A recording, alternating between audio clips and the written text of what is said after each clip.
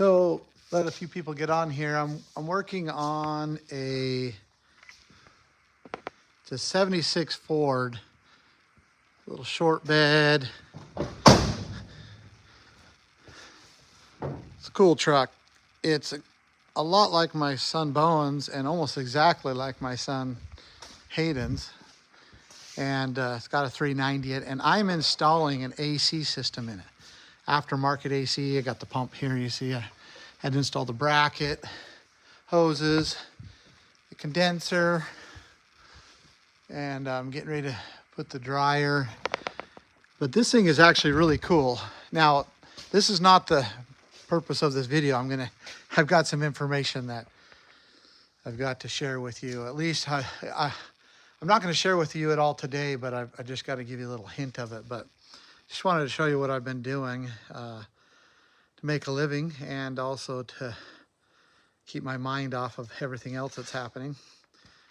This thing, again, it's all electronic controlled, very smooth, very cool.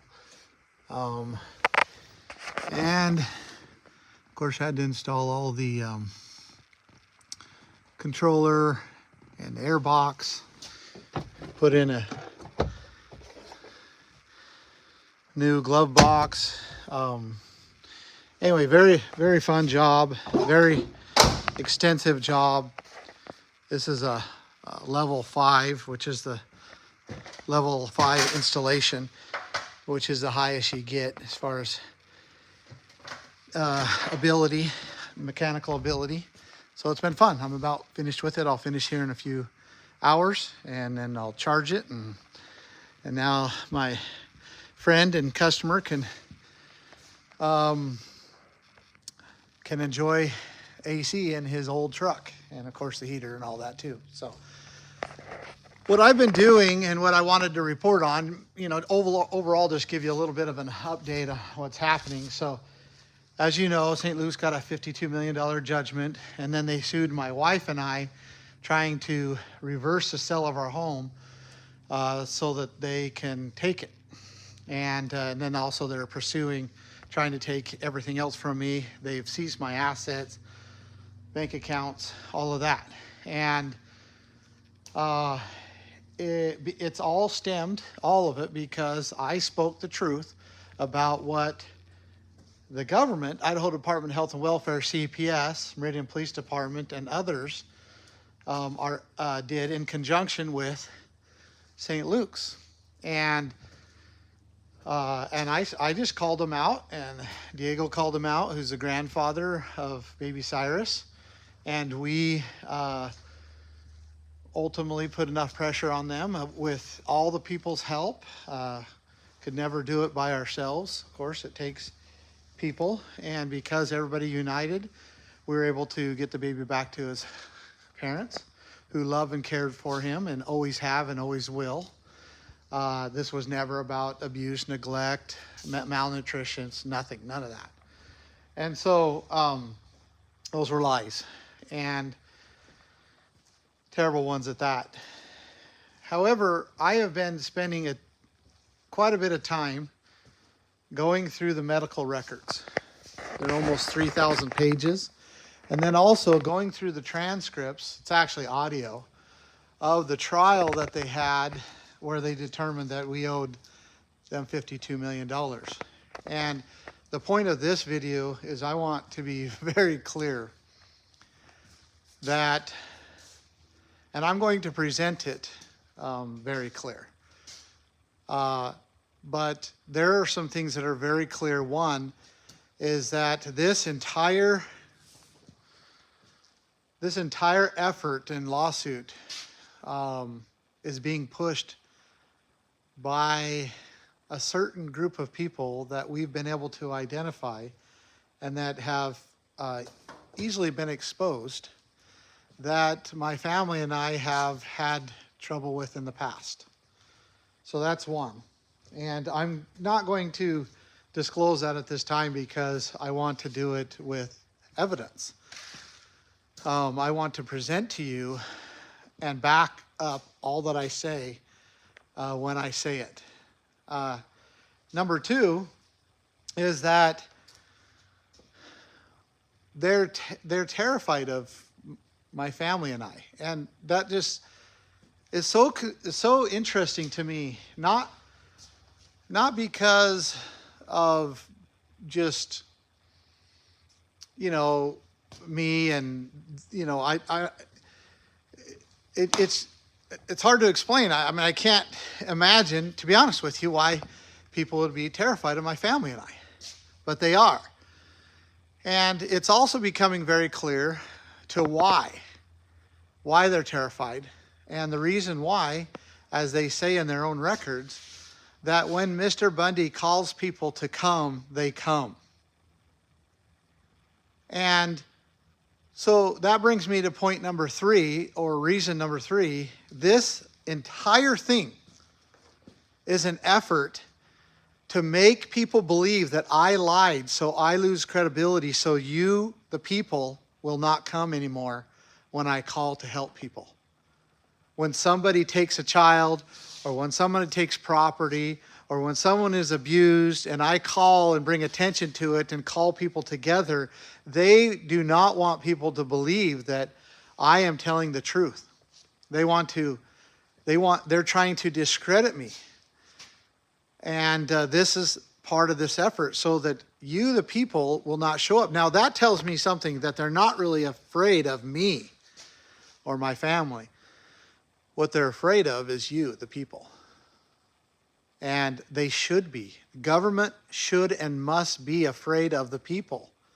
But they're terrified that there's this conduit of people that, and it's not just me, it's like President Trump and, others, that they're using civil prosecutions and criminal prosecutions to try to silence those people because they do not want the people to be unified.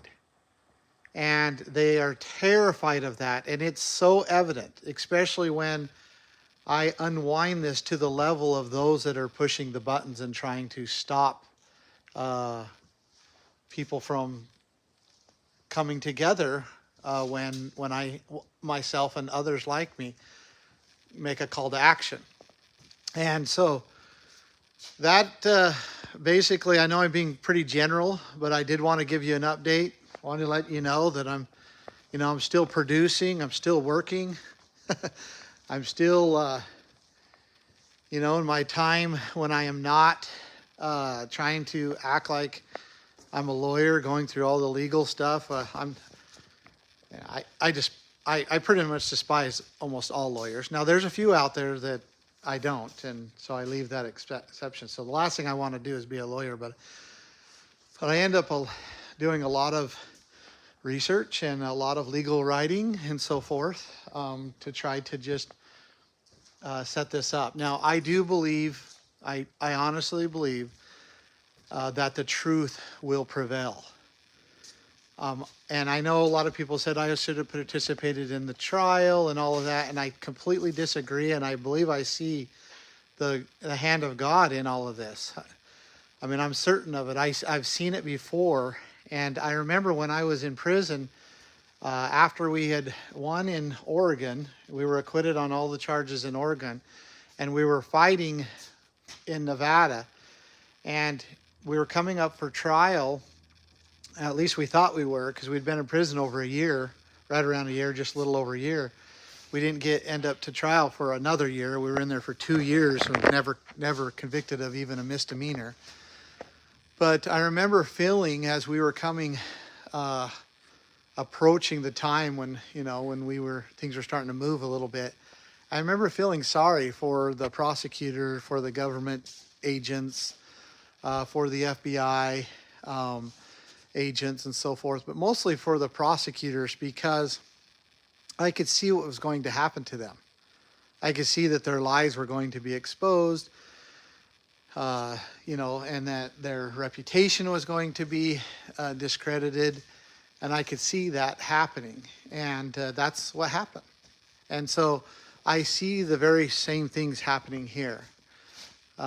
It's going to take some time, but as long as people will be vigilant, and that they will make decisions based upon the truth. And how do you know what is truth? Well, you have to take the evidence, the actual things that happen, and you have to think about them, ponder upon them, and even pray about them, and then you will become aware of the truth. It will become very clear that this is the truth. You can't take headlines. You can't just take statements. You can't, just talk to your neighbors that don't know anything about it or just read a headline and make your decisions. And I believe if people will do that, then the truth will become very clear of what is going on here and who is the liar. Because Satan is the father of lies, right? So determine in this case, am I a liar? Am I the liar? Did I lie about baby Cyrus, his family, his mother, his father, about the situation? Did I lie about that? Have I lied? Have I lied about any of it? And who is lying? I pointed out in that last video about lies that Dr. Rachel Thomas, very specific lies, and I give you very specific evidence of that. And that's the type of stuff that, I will continue to do here. I will continue to make a statement. I will continue to show you who's lying, and then I will present that evidence. And I also will uncover, which is, to be honest with you, until this morning, I never knew. Uncover who was pushing and making much of the decisions and manipulating the entire situation when we were trying to get baby Cyrus back. And you will start to see the connection with what's happening across this country. You'll start to see those connections with what happened to my family in Nevada, what happened in Oregon, and also this St. Luke's situation where I say St. Luke's, but St. Luke's really came into it later. Really, the taking of baby Cyrus from his parents by CPS, Meridian Police, at the recommendation and pushing of St. Luke's. You'll start to see the connection. So just wanted you to be aware of what's coming. It's going to take me several days to get it prepared. And when I prepare it, I will present it, and I will present it with all the evidence, the transcripts from the court records, from the medical records, and I will present that hopefully in a way. I might have to do it in maybe a couple videos, but I'll present it in a way where you will be able to make a decision based upon actual facts and evidence that are presented in front of you. So anyway, have a great day. Don't lose hope.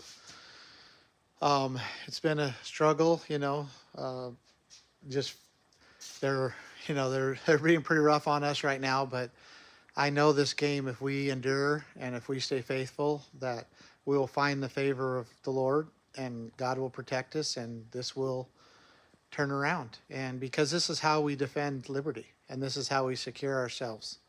So,